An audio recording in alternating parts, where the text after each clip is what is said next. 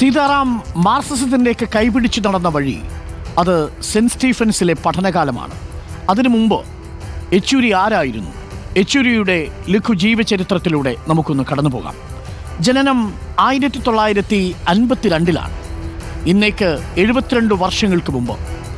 1972 August മാസം 1952 August മാസം 12-ാം തീയതി ചെന്നൈയിലാണ് ഒരു വൈദേഹ ബ്രാഹ്മണ കുടുംബത്തിൽ സീതാറാം യെച്ചൂരിയുടെ ജനനം. ജാതിക്കുടുംബം പിന്നീട് അദ്ദേഹം മുറിച്ചു മാറ്റി. രാജ്യത്ത് പഠനത്തിൽ ഏറ്റവും മികച്ച പ്രാവീണ്യം തെളിയിച്ചുകൊണ്ട് CBSE പരീക്ഷയിൽ ടോപ്പറായി സീതാറാം യെച്ചൂരി. കുടുംബത്തിലെ ആദ്യകാല കമ്മ്യൂണിസ്റ്റാണ്. ജീവിതം പരമ്പരാഗതമായ ഒരു മധ്യവർഗ കുടുംബത്തിലായിരുന്നുവെങ്കിലും കമ്മ്യൂണിസത്തിൽ ആകൃഷ്ടനാവുന്നത് ഡൽഹി സെൻറ്റ് സ്റ്റീഫൻസ് കോളേജിൽ പഠിക്കുമ്പോൾ.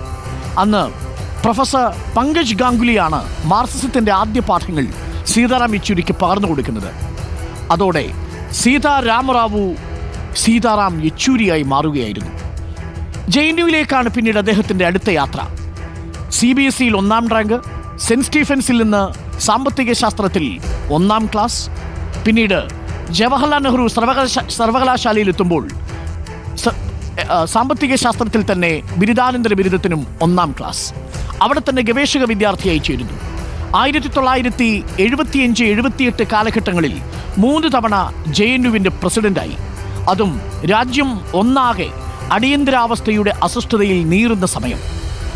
അവിടെയാണ് JNUവിൻ്റെ ചാൻസലർ ഇന്ദിരാഗാന്ധിക്കെതിരെ കുറ്റപത്രം വായിച്ചു കേൾപ്പിച്ച ആ തീഷ്ണ യൗവനത്തെ നമ്മൾ കണ്ടത്. SFIയുടെ ദേശീയ അധ്യക്ഷ സ്ഥാനത്ത് നിന്നും സെൻട്രൽ കമ്മിറ്റിയിലേക്കും കേന്ദ്ര കമ്മിറ്റിയിലെ ക്ഷണിതാവായും കേന്ദ്ര കമ്മിറ്റി അംഗമായും പിന്നീട് പോളിറ്റ് ബ്യൂറോ അംഗമായും ഉയർന്നു. 32 വർഷമായി പോളിറ്റ് ബ്യൂറോ അംഗമായി, കമ്മ്യൂണിസ്റ്റ് പാർട്ടിയുടെ സമാരാധ്യനായ നേതാവായി. 9 വർഷമായി CPM ജനറൽ സെക്രട്ടറിയായി 2015 മുതൽ. 2005 മുതൽ 2017 വരെ 2 തവണയായി 12 വർഷം രാജ്യസഭാംഗമായി ബംഗാളിൽ നിന്ന്.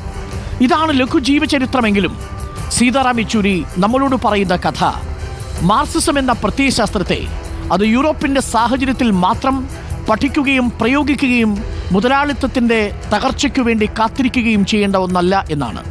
ഇന്ത്യൻ രാഷ്ട്രീയ പരിതസ്ഥിതികളിലും മാർക്സിസത്തെ എങ്ങനെ ഇന്ത്യൻ സമസ്യകളിലേക്ക് കൂട്ടിയോജിപ്പിക്കാമെന്നതിലായിരുന്നു സീതാറാം യെച്ചൂരിയുടെ വൈഭവം. അതിന് തുണയായത് BT രണദിവെയുടെയും ബസവ പുന്നയ്യയുടെയും EMSൻ്റെയും ഹർകിഷൻ സുർജിത്തിൻ്റെയും വ്യത്യസ്ത ധാരകളും വ്യത്യസ്ത ശൈലികളുമാണ്. ഒരിടത്ത് ആശയ വ്യക്തത, സംഘടനാപരമായ അച്ചടക്കം, പിന്നീട് പ്രായോഗികമായ രാഷ്ട്രീയത്തിൻ്റെ പരിജ്ഞാനം.